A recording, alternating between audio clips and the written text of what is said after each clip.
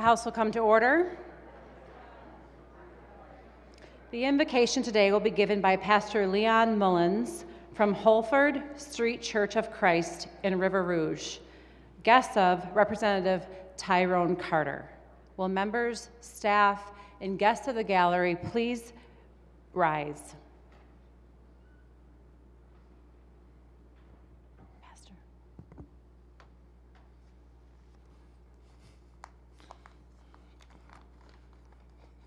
Thank you for this opportunity to stand before this body of legislators as we go to the throne of the Father in prayer. Let us bow.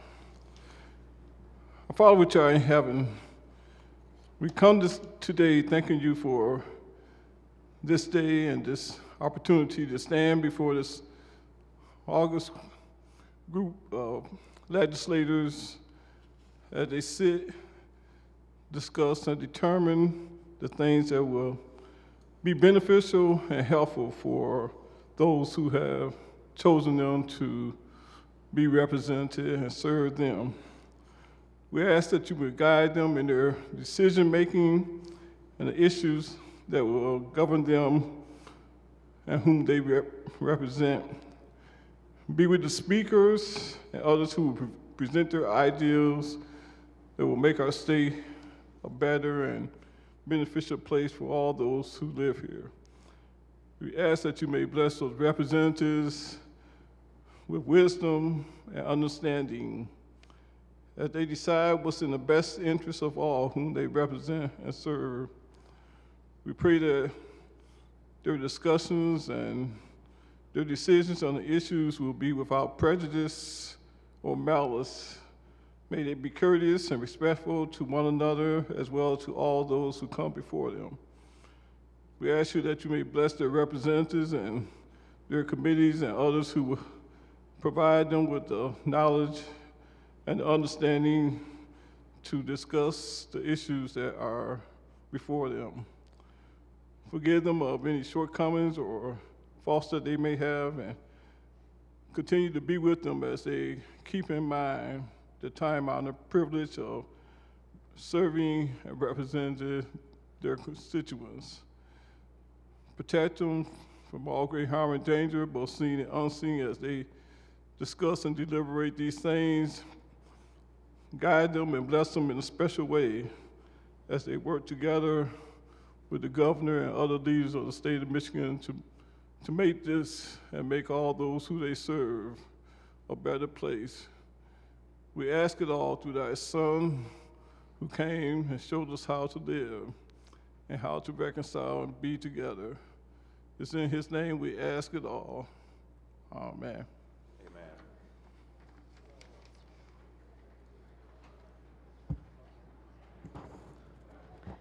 The clerk will open the board for the purpose of taking attendance. The board is now open. Members, you may check in at your desk.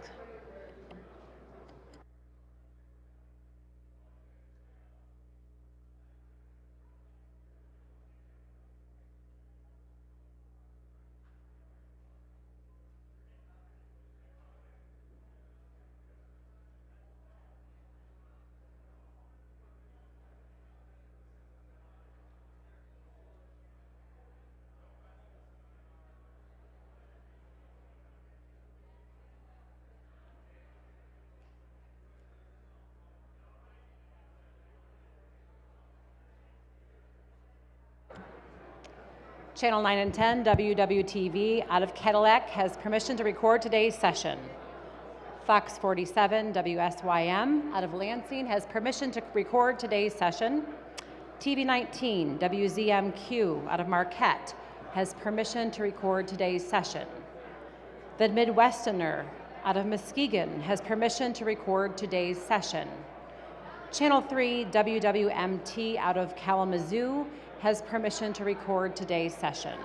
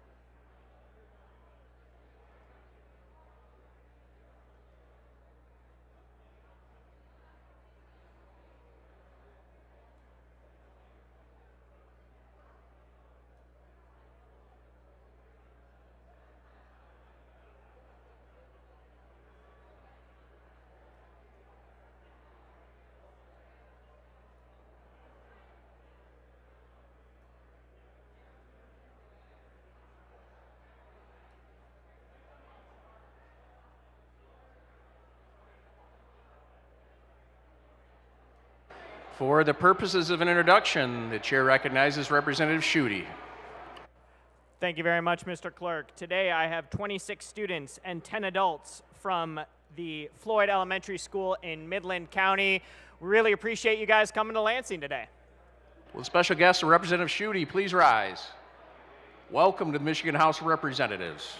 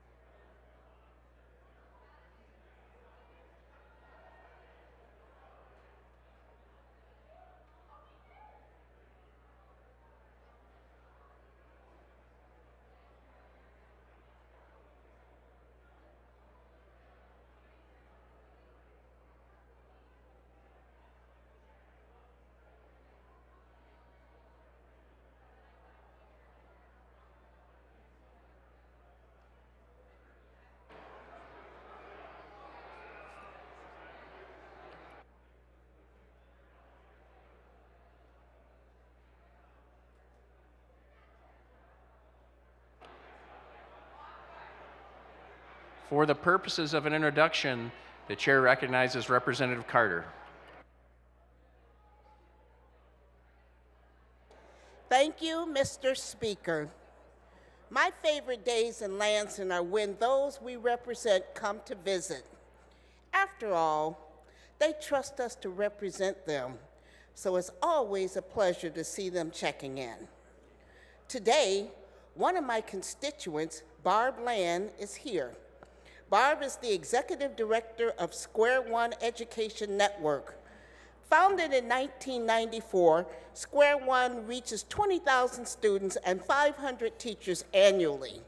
They are dedicated to building the next generation of technical workforce by empowering teachers with real-world resources and engaging students in hands-on, project-based learning. So far, Square One has invested $7.5 million into K-12 STEM education with a special focus on under-resourced communities. Barb is here today for the Michigan Nonprofit Association's Legislative Day. She is located in the East Gallery. Will the special guest, Representative Carter, please rise? Welcome to the House of Representatives.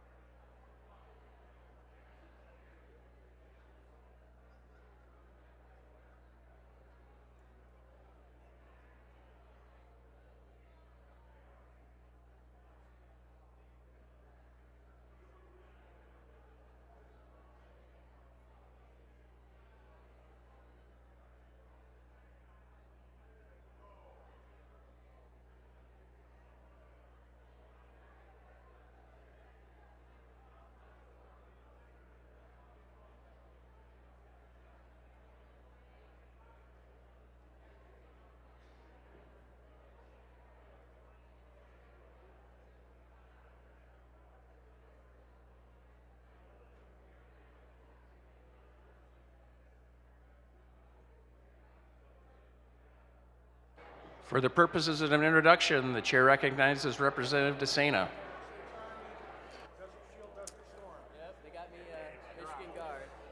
Thank you, Mr. Speaker. Colleagues, I rise today to recognize and welcome back a familiar face to this chamber. Dakota Sawyer. Many of you may remember Dakota from his time serving here as a staffer, and I am pleased to say that he has returned. But today we welcome him back not only as a valued member of our legislative team, but also as a soldier in the Michigan Army National Guard. Dakota answered the call to serve our state and our nation. He shipped out to basic training on May 6th, graduating on July 19th, and has since completed his training at Fort Sill. He has as a 13 Bravo Cannon crew member. Upon his graduation, Dakota was awarded the Cross Cannon insignia to wear on his uniform, as well as the Army Service Ribbon in recognition of his commitment and dedication. He is now assigned to the 1st Battalion, 19th Field Artillery Regiment, headquartered right here in Lansing. Dakota has made the choice to serve not just in this chamber, but in defense of freedoms and values we hold dear. His dedication is a testament to his character, and we are grateful to have him back here, bringing the same commitment to our work in the legislature.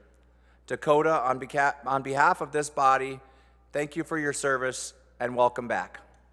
Welcome back, Dakota, and thank you for your service to our nation.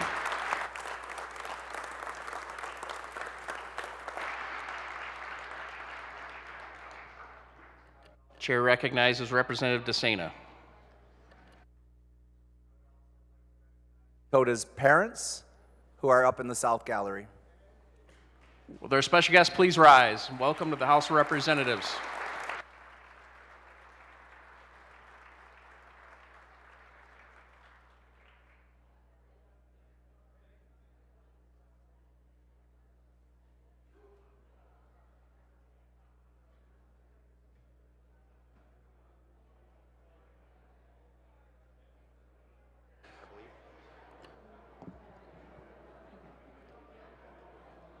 Speaker recognizes Representative Maddock.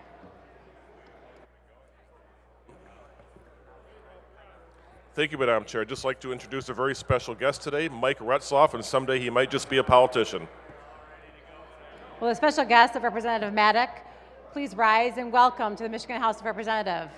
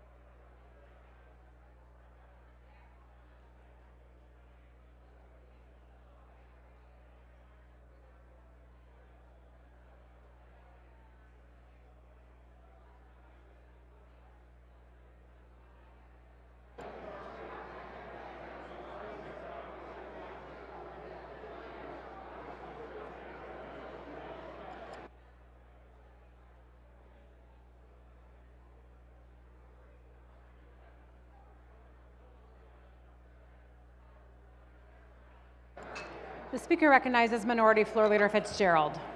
Thank you, Madam Chair. I move to excuse Representatives Farhat and Whitsett, please. Without objection, so ordered. Speaker recognizes Majority Floor Leader Pastumas. Thank you, Madam Speaker. I move to excuse Representatives Green and Thompson. Without objection, so ordered. The clerk will close the board, tally, display, and announce today's attendance. Madam Speaker, quorum of the House is present. There are no members absent with prior excuse. Will members, staff, guests in the gallery please rise and join me now in reciting the Pledge of Allegiance.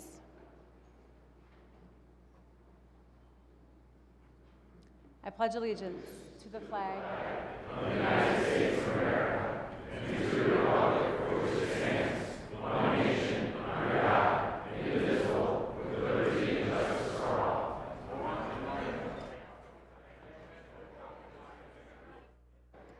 Speaker recognizes Representative Brixey. Thank you, Madam Speaker. Colleagues, thank you, colleagues. I have some visitors that are here today in the East Gallery. They're from the Davies Project, which is an amazing organization that helps transport children who are sick to their doctor's appointments. Pam McLeodchich, Laura Young, and Drekia Cook are here in the East Gallery.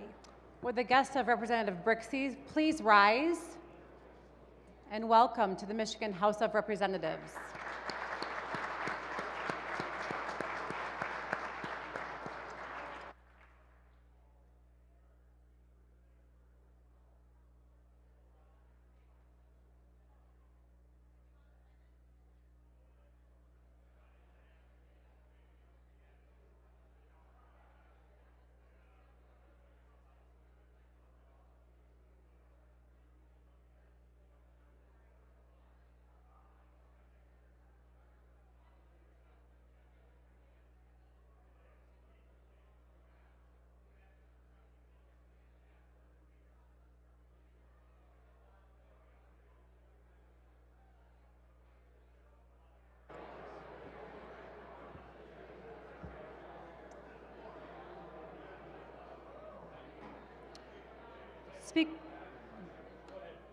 Speaker recognizes Minority Leader Puri.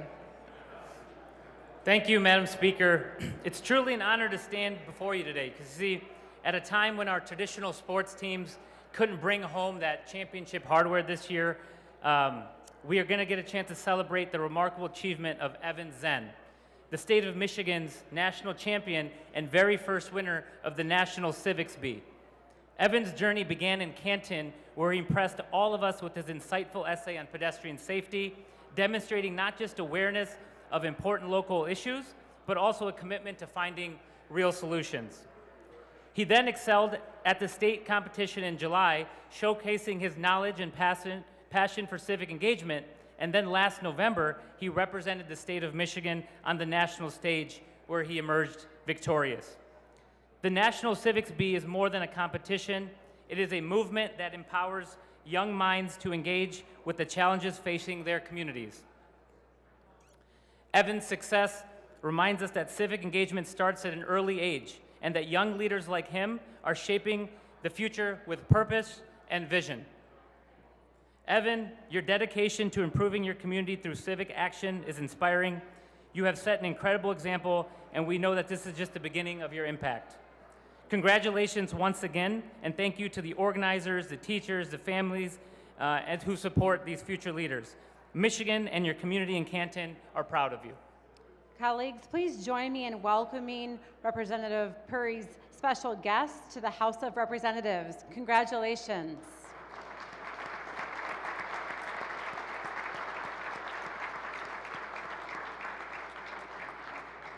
Speaker recognizes Minority Leader Puri. Thank you. And it's because of this phenomenal achievement that I would like to present Evan a special tribute on behalf of the state of Michigan.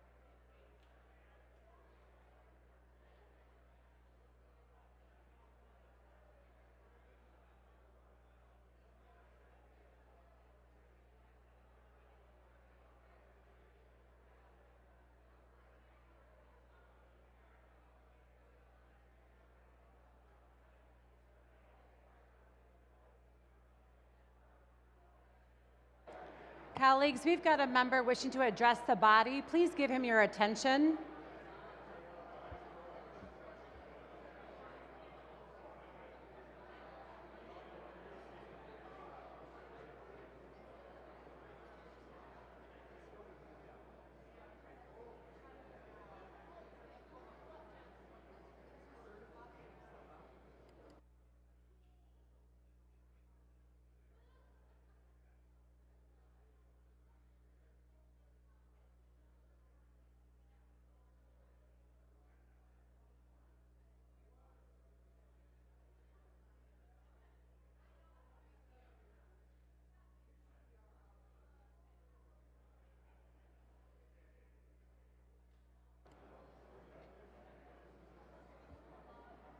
For the purposes of a tribute presentation, speaker recognizes Speaker Hall. Thank you. Thank you. No, we were just talking. So, sad news. There's another retirement. I don't know why they're all leaving, Speaker Tate. It's tough. And 27 years for Dale Mead. So we said if 27 years, he should be on House TV longer than 1 second. So we brought him up here so you get, what do they call that, your 15 minutes here? I'm going to give a long speech. 15 minutes of fame, is that what it is? Anyway, Dale Mead, who's been very valuable in our IS department, which is basically our information services department, and he's the one that makes sure, you know, the right photos go up on the website. So you remember that, Speaker Tate, when you took the House? Remember that day? And they put his picture up there? That's Dale's department. And then they did it. When we took the House, they put my picture up. It was a great day for me. We enjoyed that day. But that's what this department does. And Dale has been doing that for 27 years. But a lot more than that. There's a lot you've done. And when we talk to Doug Simon, he tells us you've been one of our most valuable and longest tenured people in the House, and we're grateful for that. And that's why Speaker Tate's up here too. I think these employees love the two speakers, you know, but that's not a reason to retire, just so you know. So my understanding is that Dale has a place in Marquette where his wife has been the last year, and so now he's going to get to go up there full-time and join her. So that'll be a lot of fun. So good for you that you get to do that. We're going to miss you, Dale, and that's a long time, 27 years and you started as an application developer and made it all the way to director. That's a success story to do that here. So congratulations to you. And we'll do that. And I'm looking at this here. This says you like craft beer. Do you like that? He likes craft beer. And unfortunately, yeah, there's some people that like that back here. And you know, Bell's in Kalamazoo, they used to have that Upper Hand or whatever up there in the UP, and they just sold it. So it's too bad. But at least you guys will get to enjoy that. So with that, we'll recognize Dale and his family. So I'll turn back to you. Colleagues, please join me in welcoming Dale Mead to the House of Representatives, and thank you for your many years of service to the House of Representatives in the state of Michigan.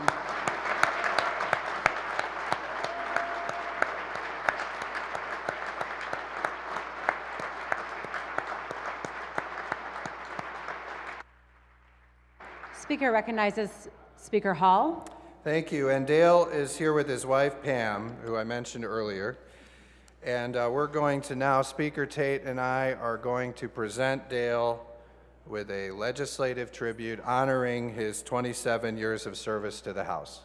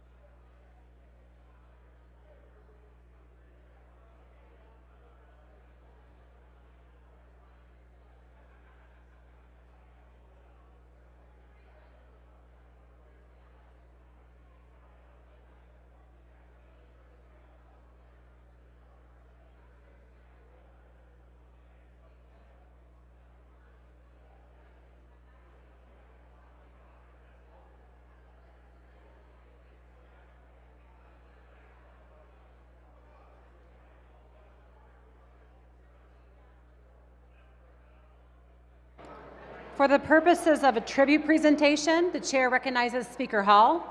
All right, thank you. Once again, another retirement. Just amazing. Paris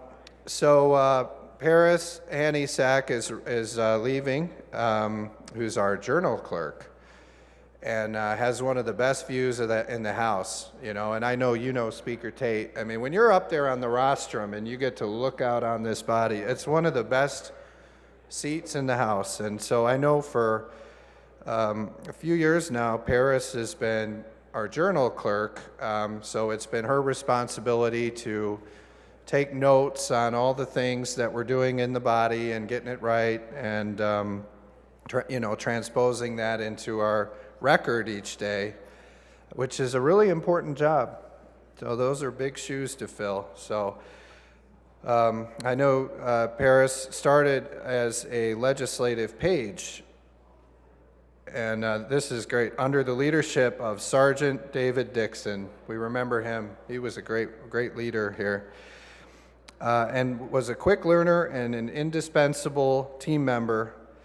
And as I mentioned, moved on to session clerk and then became our journal clerk in 2019. So Paris has shown a real commitment here, working under 3 different speakers, 2 of which are here today, and 3 different clerks of the House, 2 of which are here today. Wouldn't it be nice if Gary Randall, I'm sure he's watching on House TV though. He can see you. He's proud of you because he's the one that saw the potential in you in the beginning. We talked about her responsibilities and the new computer software programs that she navigated and brought into place here, probably in consultation with our IS department.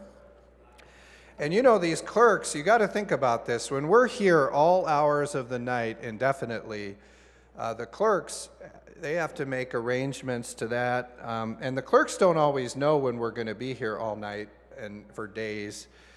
And so their families make great sacrifices, making arrangements to those things too. And so I know her husband Colton is here, back here.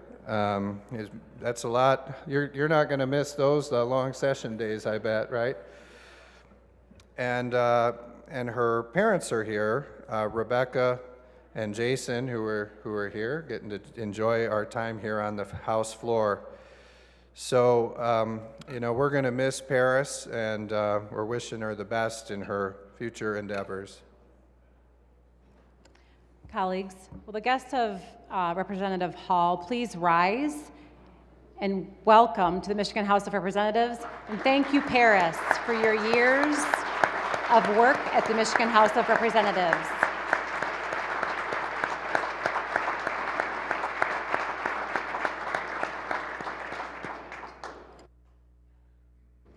Chair recognizes Speaker Hall. Thank you.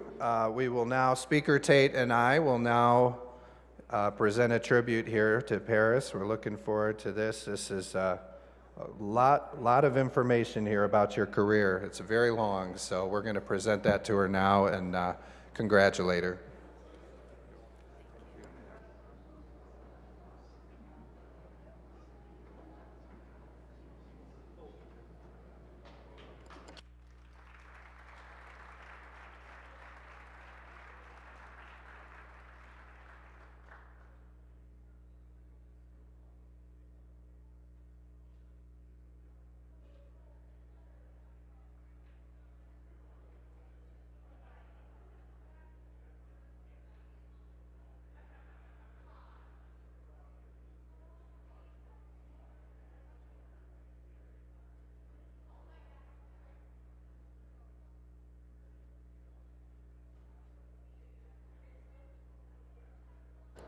Channel 10 WILX out of Lansing has permission to record today's session.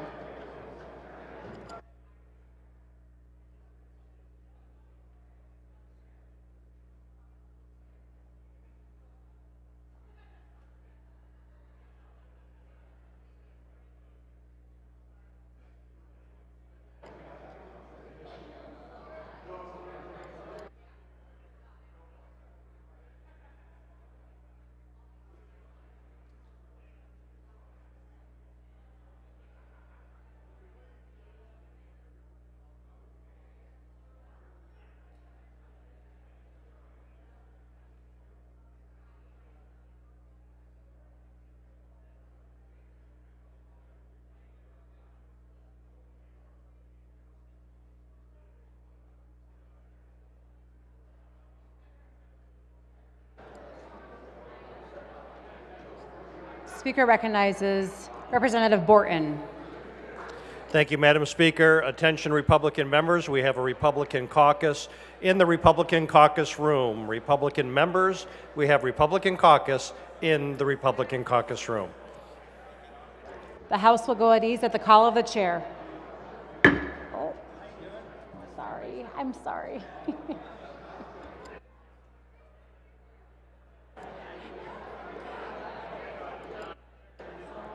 Speaker recognizes Representative Young. Thank you, Madam Speaker. Democratic colleagues, we have Democratic caucus in the Democratic caucus room.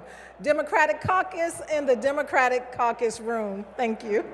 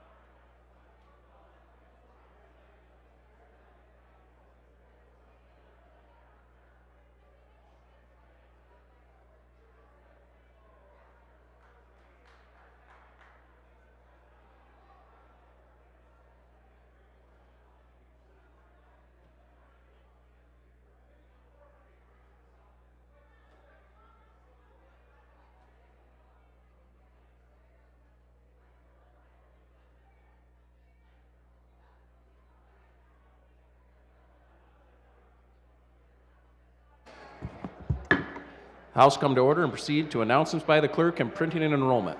Clerk announced the following bills were reproduced and made available electronically on Thursday, February 6th. House Bills 4062 through 4065. Reports of standing committees. The Committee on Government Operations, Representative Begul, Chair, reported House Resolution number 19 with recommendation that Substitute H1 be adopted and the resolution be adopted. Resolution be referred to the order of reports of standing committees. The Committee on Government Operations, Representative Begul, Chair, reported House Joint Resolution A, a joint resolution referred to the order of without amendment and with recommendation the joint resolution be adopted. The joint resolution will be referred to the order of second reading. Notices. The Committee on Health Policy will meet Wednesday, February 12th at 9 a.m., room 519 of the House Office Building. And the Opioid Advisory Commission will meet Thursday, February 13th at 10 a.m. in the Legislative Council Conference Room in the Bogie Tower.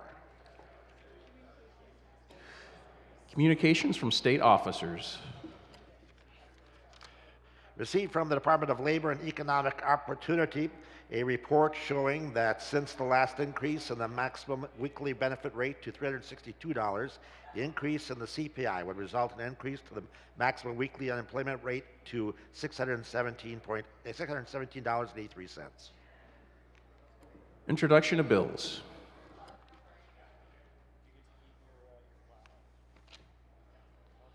Representative Wolford offers House Bill 4066, a bill to amend the revised school code. People of the State of Michigan enact. Bill be considered read a first time by its title and referred to the Committee on Government Operations. The House will stand at ease.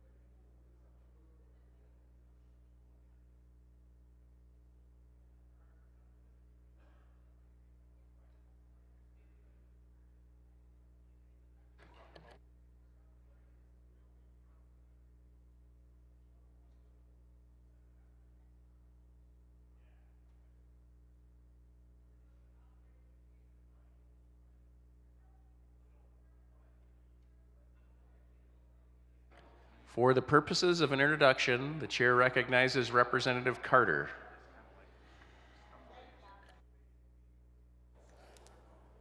Thank you, Mr. Speaker. And esteemed colleagues, it is my honor to introduce a group of outstanding leaders dedicated to strengthening the Pontiac community.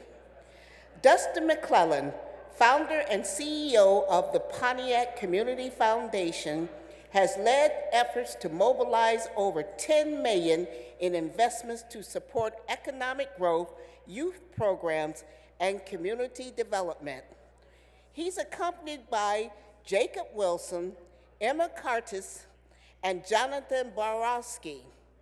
Each have played an integral role in advancing the Foundation's mission, bringing innovative ideas and a deep commitment to serving Pontiac's residents. Their collective efforts continue to drive positive change, bringing a stronger and more connected community.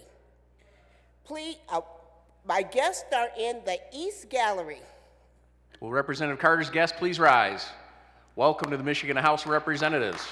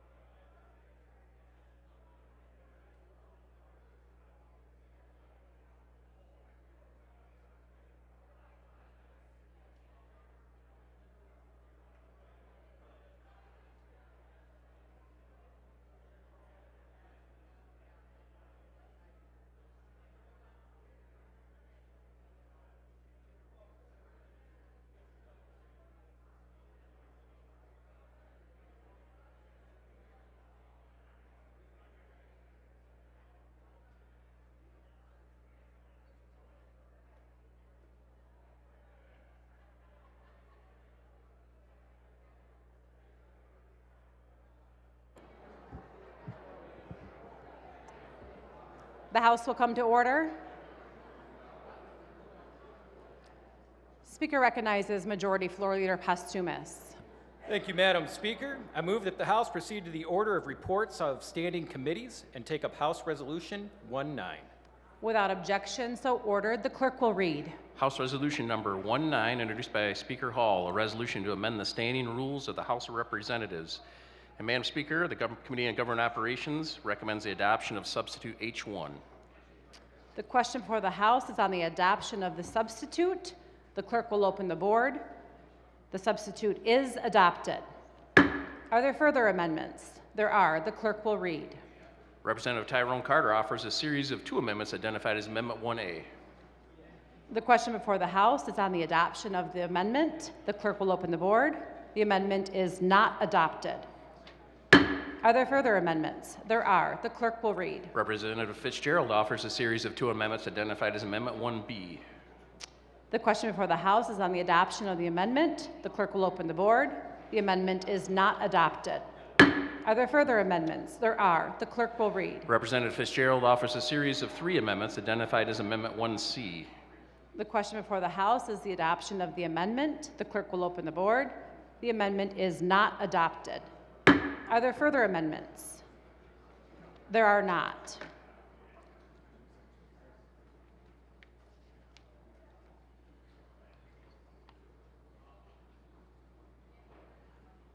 Speaker recognizes Representative Wagella. Madam Speaker, I rise today in opposition to House Resolution 19.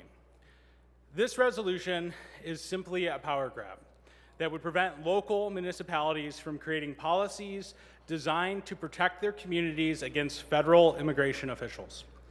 If communities did use their local control in this way, they would be punished with less funding from the state of Michigan. The economic side of this resolution would harm communities is bad enough, but there is also this human side I think we need to talk about, which I believe is more important. Author and philosopher Aldous Huxley once said, "The propagandist's purpose is to make one set of people forget that certain other sets of people are human." Dehumanizing an entire group of people is always wrong and dangerous. And I am speaking today to call on our collective humanity in the hopes that we strike down this resolution. One of the issues with this resolution is that it does not factor in some very important truths. One truth is that immigrants, including undocumented immigrants, are actually less likely to be incarcerated in prison, convicted of crimes, and arrested than native-born Americans. According to research done by the Cadell Institute, undocumented immigrants were 26% less likely than native-born Americans to be convicted of homicide, and documented immigrants were 61% less likely. And thus, the presumption that this resolution makes regarding that it makes the public more safe is false. In fact, I believe it would do the opposite, make us less safe, and threaten local funding across the state. Madam Speaker, many in this chamber like to look to the words of the Bible for guidance on humanity. Well, let's take a look there. Leviticus 19:33 through 34. When a foreigner resides amongst you in your land, do not mistreat them. The foreigner residing among you must be treated as your native born. Love them as yourself, for you were foreigners in Egypt. I am your Lord, your God. Leviticus 24:22. You are to have the same law for the foreigner and the native born. I am your Lord God. Now, we cannot talk about House Resolution 19 without talking about the newly passed federal laws that would have to be followed if House Resolution 19 was passed. I'm referring to the Laken-Riley Act and the plans to create a concentration camp at Guantanamo Bay. The Laken-Riley Act mandates the federal detention. Representative, please keep your comments to the resolution. Speaker recognizes Representative Wegela. This resolution, which relates directly to the federal immigration law, we cannot talk about it without talking about the Laken-Riley Act, because the federal detention of illegal immigrants who are now accused of major crimes and some minor crimes such as theft can be detained. The key word here is accused. This act has extremely changed the due process rights of undocumented immigrants. House Resolution 19, if passed, would punish local governments who dissent with these radical federal changes. Furthermore, as I mentioned, relating to this resolution because of federal immigration law, there has been talks of opening a concentration camp on Guantanamo Bay, a place that is often out of sight and out of mind.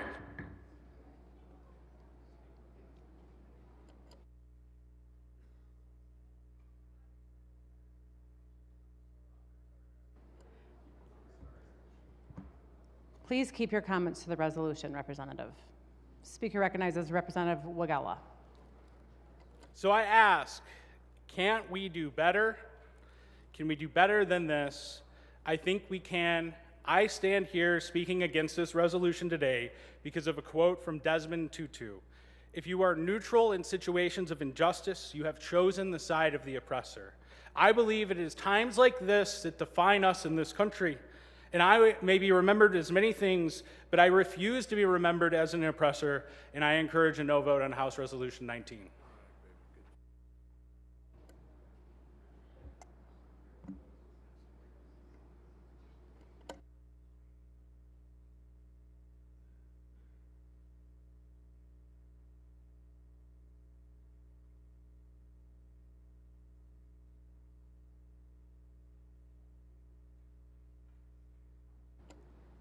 Speaker recognizes Representative Wooden. Thank you, Madam Speaker. I rise today in opposition to H.R. 19. This resolution puts American citizens at risk of being wrongfully detained by ICE and by removing local safeguards.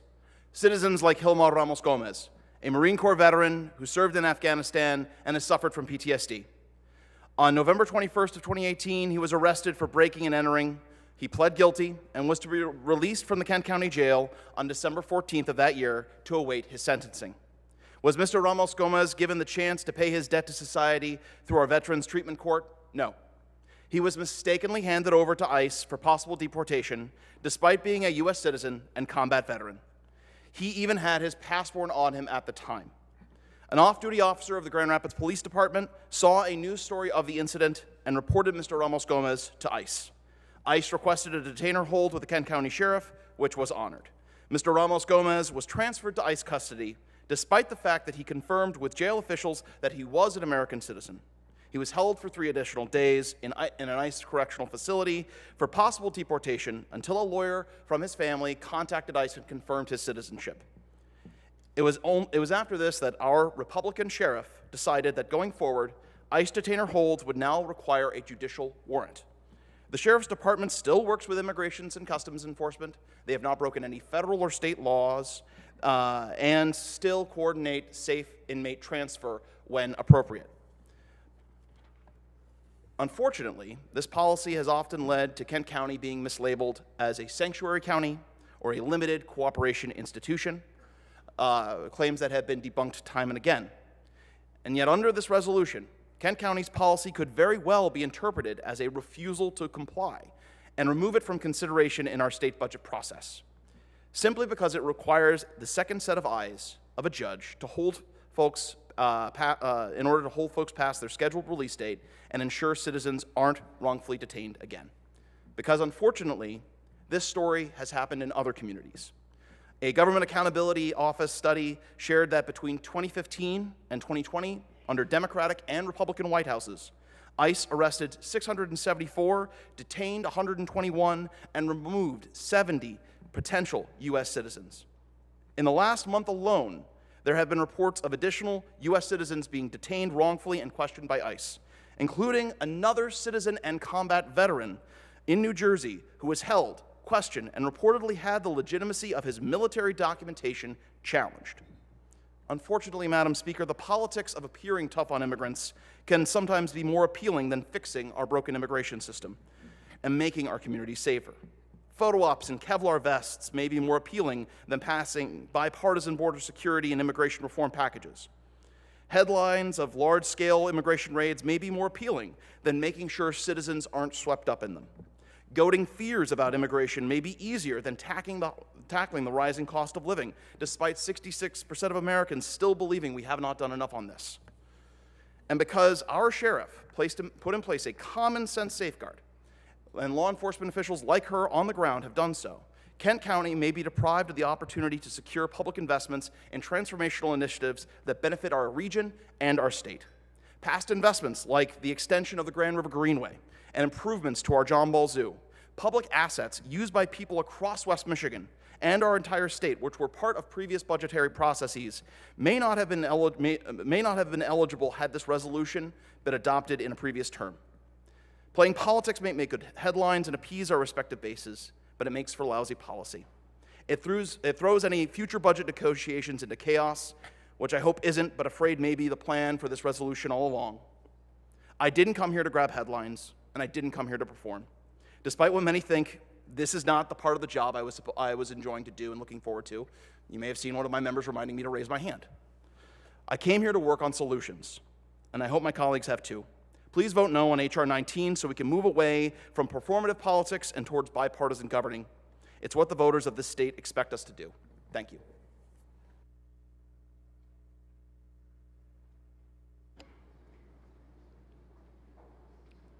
Speaker recognizes Representative Carter.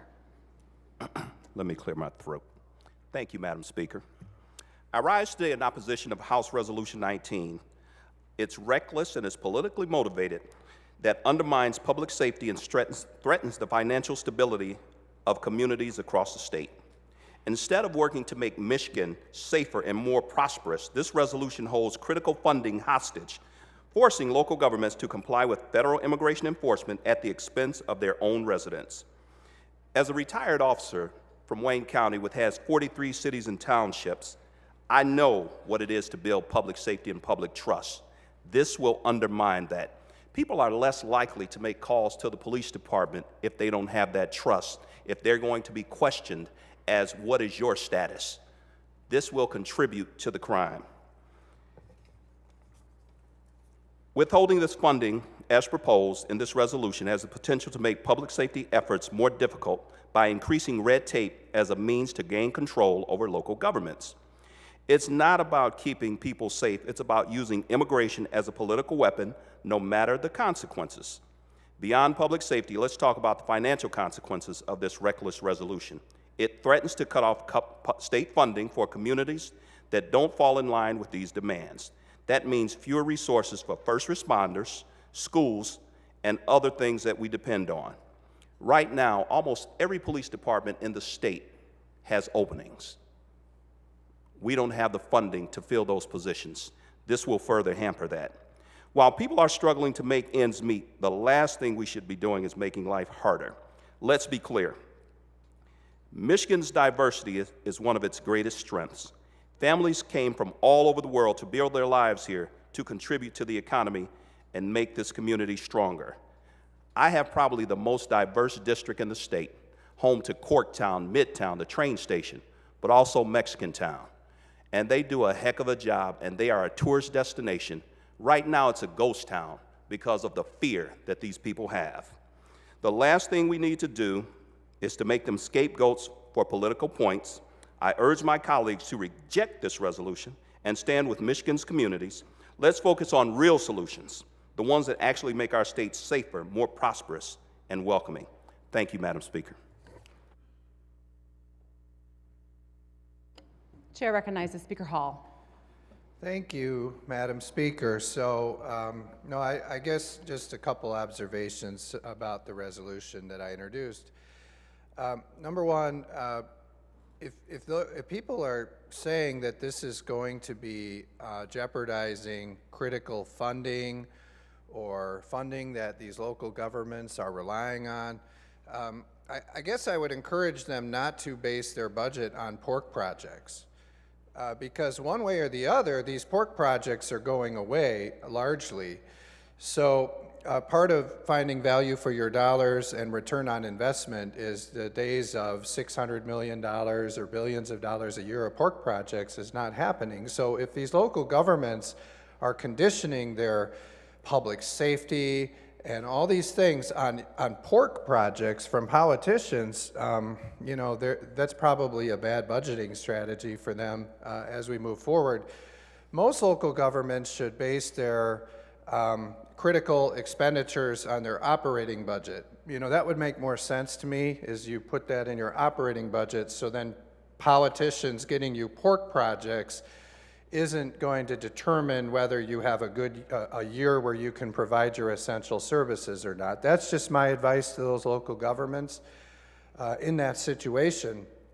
I would tell you this, I have good news. The letters are already coming in from these municipalities to me in my office. They're coming in saying, we want to certify that we are not a sanctuary city. So that's a good thing. There's a lot of great municipalities out there that are not sanctuary jurisdictions. What I'm trying to do here is make sure that these jurisdictions that are considering these policies understand if you become a sanctuary jurisdiction, you're not going to get pork projects. That means, you know, we're not going to fund your splash pads, we're not going to fund your Zen centers, we're not going to pay for your hip hop academies. We're just not going to do that, and we don't have an obligation to do that. We can do it. Now, we do have an obligation to do constitutional revenue sharing, and we will continue to do that. We're just talking about those unpopular pork projects, hundreds of millions of dollars that get snuck into those budgets. We're just saying, if you're one of those municipalities that's asking us to pay for your stadium or sports complex or your water park, don't be a sanctuary city. We don't have to give you the funding. Now, if these municipalities want to pay for it out of their operating budget, or they can go to all of their citizens and get the funding, or they could put it on the ballot and bond for it, they could do that. It's just the state is not going to give you pork projects if you're a sanctuary city or sanctuary jurisdiction. And the reason for that is the people of Michigan have spoken. They do not want sanctuary jurisdictions in the state. We have, I look at this, you know, you see, and, you know, I'm not trying to trigger anybody, but I would just say people have seen the lawlessness in these sanctuary jurisdictions, and they see how they attract people.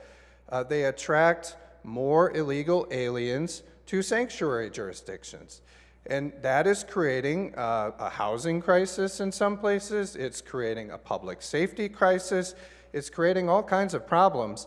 And so if these communities want to be safer, they could comply with ICE, and they could help this public safety problem, and they could, you know, enforce federal immigration laws. They could hold people on detainers for a reasonable period of time that are illegal aliens in their jails. They could do those things, and then they will be eligible for pork projects, which is really an extra benefit that some of these jurisdictions get from the state legislature in the state budget, where they get to go around the normal processes where you go to your voters and ask them for the money, and they get the state to come in and drop in millions and millions of dollars in the project. So that's all. We're just asking for that. And it's great to see, really in a lot of Democrat areas, their mayors sending me letters saying, we're going to do this. We're going to certify and comply. And I hope the whole body works together in a bipartisan way to pass this resolution today. Thank you, Madam Speaker. The question before the House is on the adoption of House Resolution 19. Speaker recognizes Majority Floor Leader Postumus. Thank you, Madam Speaker. I request a record roll call vote. Representative Postumus requests a record roll call vote. Is the demand supported? The demand is supported. A record roll call vote has been ordered. All those in favor of the resolution will vote aye. Those opposed, nay. The clerk will open the board.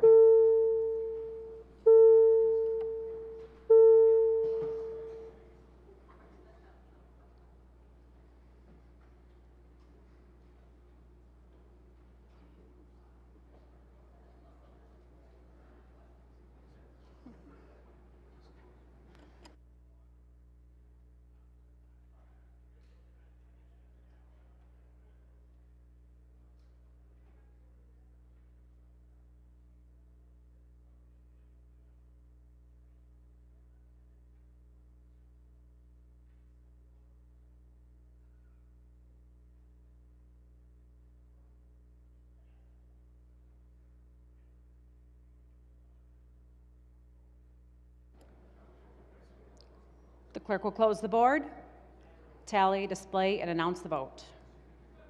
Madam Speaker, on the question of adoption of House Resolution number 19, there are 56 aye votes and 50 nay votes. A majority of the members elected and serving having voted in favor, therefore, the resolution is adopted.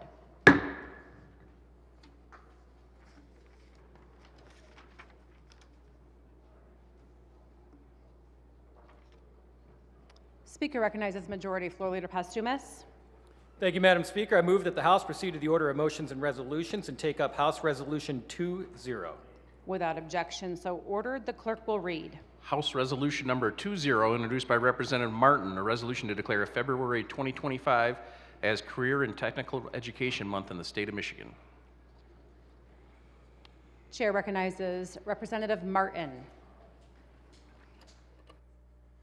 Thank you, Madam Speaker. My resolution designates February as Career Technical Education Month in the state of Michigan.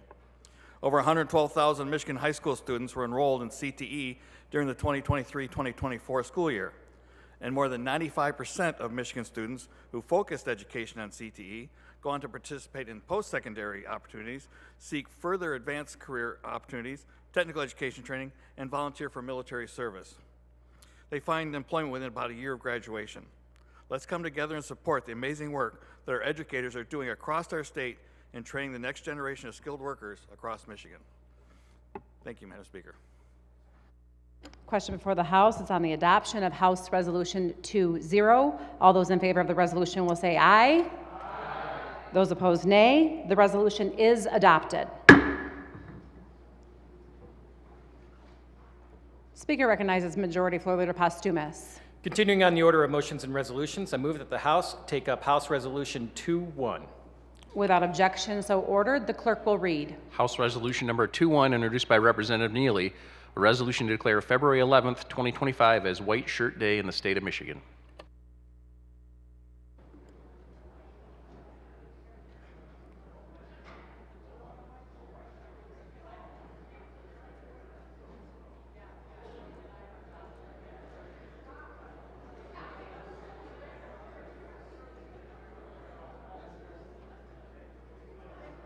Speaker recognizes Representative Neely. Thank you, Madam Chair. I rise in support of my resolution, which marks 88 years since the ending of the Flint sit-down strike. We commemorate this day as White Shirt Day. Flint worker organized a sit-down strike in an effort to demand better working conditions at General Motors factory. After 44 days on strike, GM agreed to recognize the United Workers as the official bargaining representatives for all hourly employees. This agreement transferred workers' conditions and workers' rights in Flint and across the country. We celebrate the workplace empowerment that on this day brings, as we must remember that in times of injustice, collective actions can bring positive change, not only within a community, but in the whole country. White Shirt Day is a day to celebrate the progress made in labor rights and reaffirm the commitment of supporting workers' rights. We remember on the one and most important strikes in American history, paving the way in high wages, better working conditions, improving benefits in automotive industry, and it helps create a positive atmosphere for all American workers. In this commemoration of this day, and the hardworking workers that remain in the backbone of our societies, and remember of all those who stood up, stood out, and asked my colleagues to vote in favor of this resolution. Thank you. The question before the House is on the adoption of House Resolution 2-1. All those in favor of the resolution will say aye. Those opposed, nay. The resolution is adopted.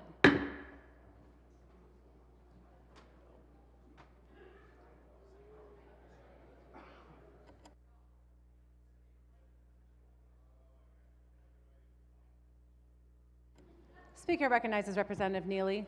Hi, I request that you open up the board for electronic signature.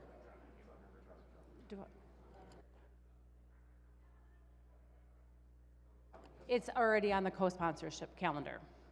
Thank you.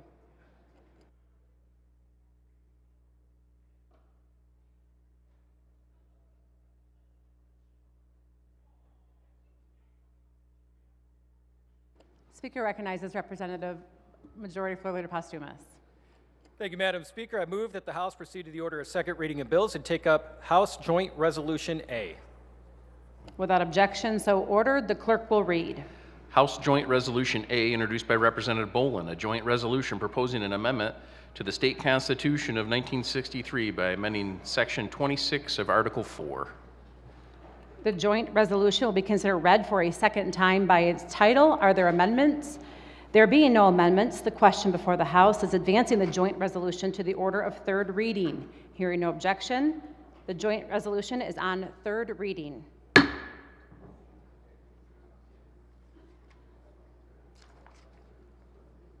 Speaker recognizes Majority Floor Leader Posthumous. Thank you, Madam Speaker. I move that the House proceed to the order of motions and resolutions. Without objection, so ordered.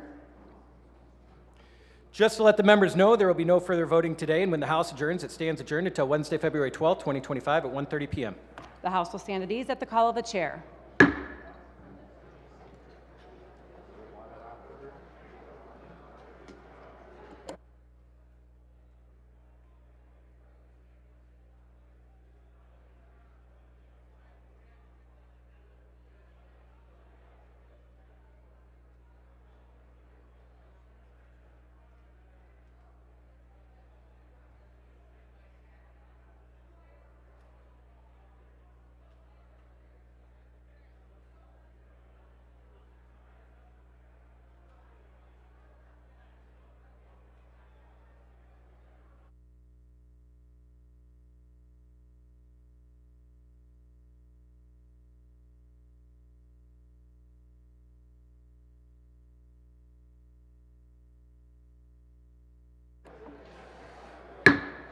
The House come to order and proceed to printing and enrollment.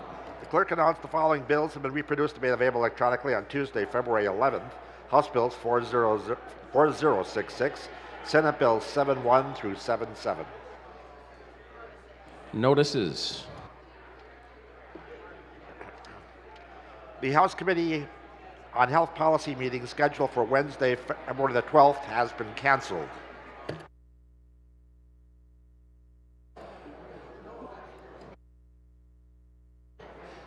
There being no further business to come before the House, Representative Wagella moves that the House adjourn. Hearing no objection, the House will stand adjourned until Wednesday, February 12th at 1:30 p.m.